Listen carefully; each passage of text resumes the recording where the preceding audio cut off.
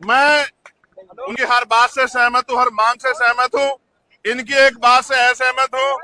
इन्होंने कहा कि हम जमीन पे बैठ के उनसे बात करेंगे। हम नहीं बैठेंगे जमीन पे, हम बैठेंगे कुर्सी पे। इस कुर्सी पे बैठने का अधिकार इस संविधान ने हमें दिया है, क्योंकि ये वकील है, अनुशासित है। इसलिए हमें कोशिश करते हैं कि हमारे आंदोलन को कोई परेशानी ना हो। ये सच है, आंदोलन को कुचलने के लिए सरकार तरह तरह के हथकंडे अपनाएगी, लेकिन याद रखो, ये भी रोटी खाते हैं, हम भी रोटी खाते हैं।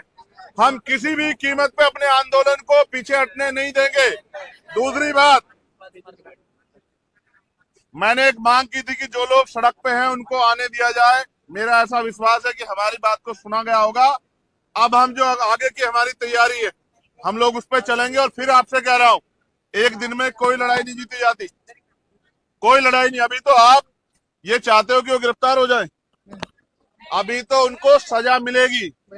अभी लड़ाई बहुत लंबी है। हमारे लोग एक बार में सोच लेते हैं कि लड़ाई खत्म हो गई।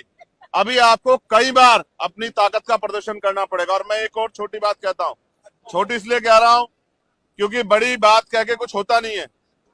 अगर आज से काम नहीं चलेगा तो फिर हमें अपनी ताकत दिखाने के हम पे बहुत सारे तरीके आते हैं।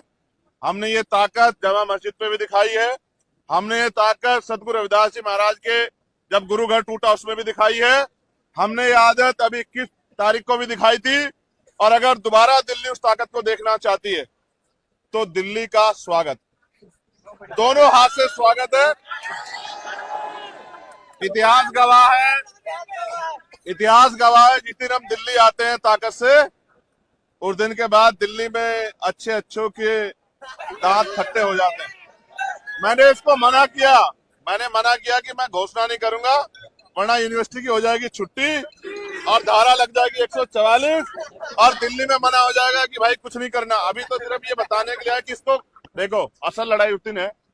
ये तो लड़ी रही है, बोल भी रही है, और भाई सब लोग इसके साथ है, भीम आर्मी बीएसएफ के लोग भी साथ है, लेकिन इसके आंसू नहीं देख पाया मैं। देखो सच बात ये, बहनों को रोते हुए देखना ये मेरे बस की बात नहीं है। जब ये उस दिन रोई ना तो ऐसा लगा कि क्या कर दें। और हिमांशु जानते हैं इस बात को, मैंने 1 तारीख को कहा था हिमांशु से कि एक दिन का मैं समय निकाल के आता हूँ, लोकसभा से चलेंगे, लेकिन उससे पहले ही सब गड़बड़ हो गया। देखो वो बहुत तेज है, हमारे फोन सुन रहे हैं महमूद भाई, उनको पता लग जाता है कि कब हम क्या करने वाले, इसलिए पहले तैयारी कर लेते हैं।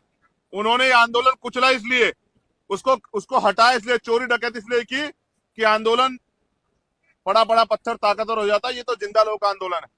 तो मेरा विश्वास है कि आंदोलन वहीं चलेगा, पूरे जोर शोर से चलेगा और आंदोलन जीतेगा भी, क्योंकि सबसे बड़ी ताकत हमारे पास संविधान है।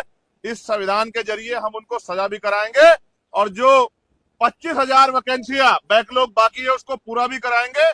और यूनिवर्सिटियों में जो एक और बात बताई तथ्यों के साथ, रितु ने कहा कि मेरे पे जानकारी है कि अपमानित होके सौदा करके बहन बेटियां यहाँ नौकरी करना चाहती, इस व्यवस्था को हम लोग डायनामाइट लगा के उड़ा देंगे अगर किसका दिमाग खराब हो गया है।